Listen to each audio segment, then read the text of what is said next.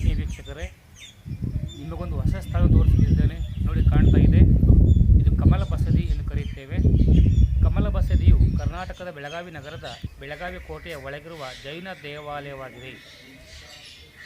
ಕಮಲ ಬಸದಿಯು ಬಿಚ್ಚಿ ರಾಜ ಅಥವಾ ಬಿಚ್ಚಲನಿಂದ ನಿರ್ಮಿಸಲ್ಪಟ್ಟಿತ್ತು. ರಟ್ಟ ರಾಜವಂಶದ 4ನೇ ಕಾರ್ತೈದಿರಿಯನ ಆಸ್ಥಾನದಲ್ಲಿದ್ದ ಅಧಿಕಾರಿ ಬಿಚ್ಚನನ್ನು ಜೈನ ಸನ್ಯಾಸಿ ಸುಭಚಂದ್ರ ಭಟ್ಟಾರಕ ದೇವರ ಮಾರ್ಗದರ್ಶನದಲ್ಲಿ ಕ್ರಿಸ್ತಶಕ 1204ರಲ್ಲಿ ಕಟ್ಟಿಸಿದನು. ವಾಸ್ತುಶಿಲ್ಪಿ ಕಾರ್ತವೀರ್ಯ ದೇವ ಮತ್ತು ಯುವರಾಜ ಕುಮಾರ ಮಲ್ಲಿಕಾರ್ಜುನ ದೇವ ನಿರ್ಮಿಸಿದ್ದಾರೆ. ಕಮಲ ಬಸದಿಯು ಮಧ್ಯದ ಚಾವಣಿಯು ಗುಮ್ಮಟದಿಂದ ವಿಸ್ತರಿಸಿದೆ. ಕಮಲ ಕೆತ್ತನೆಗಳನ್ನು ಒಳಗೊಂಡಿದೆ. ಅದರಿಂದ ಕಮಲ ಬಸದಿ ಎಂದು ಪ್ರಸಿದ್ಧವಾಗಿದೆ. ಕಮಲವು 72 ದಳಗಳನ್ನು ಹೊಂದಿದ್ದು ಭೂತ, ವರ್ತಮಾನ, ಭವಿಷ್ಯದ 24 ತೀರ್ಥಂಕರರನ್ನು ಪ್ರತಿನಿಧಿಸುತ್ತದೆ ಎಂದು ನಂಬಲಾಗಿದೆ. ದೇವಾಲಯದ ಗೋಡೆಗಳಲ್ಲಿ ಸಂಕೀರ್ಣವಾದ ವಿನ್ಯಾಸಗಳು, ಗಡಿಗಳು, ಶಿಲ್ಪಗಳನ್ನು ಕೆತ್ತಲಾಗಿದೆ.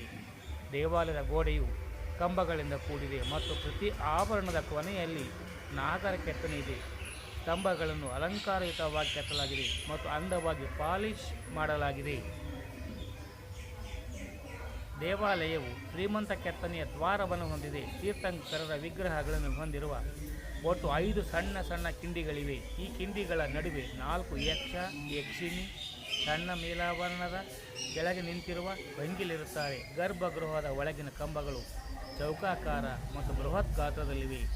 ಬಾಗಿಲಿನ ಪ್ರತಿ ಬದಿಯಲ್ಲಿ ಜೈನ ದೇವತೆಗಳ ಕೆತ್ತನೆಗಳಿವೆ. ದೇವಾಲಯದ ಮುಖಮಂಟಪವನ್ನು ವಾಸ್ತುಶಿಲ್ಪದ ನೇರ ಕೃತಿ ಎಂದೇ ಪರಿಗಣಿಸಲಾಗಿದೆ. ದೇವಾಲಯದ ಮೂಲ ದೇವತೆ ನೇಮಿನಾಥನ ಕಪ್ಪು ಬಣ್ಣದ ವಿಗ್ರಹವಾಗಿದೆ. ದೇವಾಲಯದಲ್ಲಿ ರಿಷಭನಾಥನ ಪದ್ಮಾಸನ ಭಂಗಿ, ಸುಮತಿನಾಥ ಕಾಯೋಸರ್ಗ ಭಂಗಿ, 7 ಹೆಡೆಯ ಸರ್ಪದ ಮೇಲಿರುವ ಪಾರ್ಶ್ವನಾಥನ ವಿಗ್ರಹಗಳಿವೆ. 9 ತೀರ್ಥಂಕರರನ್ನು ಪ್ರತಿನಿಧಿಸುವ ನವಗ್ರಹದ ಏಕಶಿಲಾ ವಿಗ್ರಹ ಸಹ ದೇವಾಲಯ ಒಳಗೊಂಡಿದೆ. ಬನ್ನಿ, ನೀವೊಮ್ಮೆ ನೋಡಿ ಕಮಲ ಬಸದಿಯನ್ನು ಭೇಟಿ ಕೊಡಿ. ತುಂಬ ಪ್ರಶಾಂತವಾದ ಸ್ಥಳ, ತುಂಬ ಚೆನ್ನಾಗಿದೆ.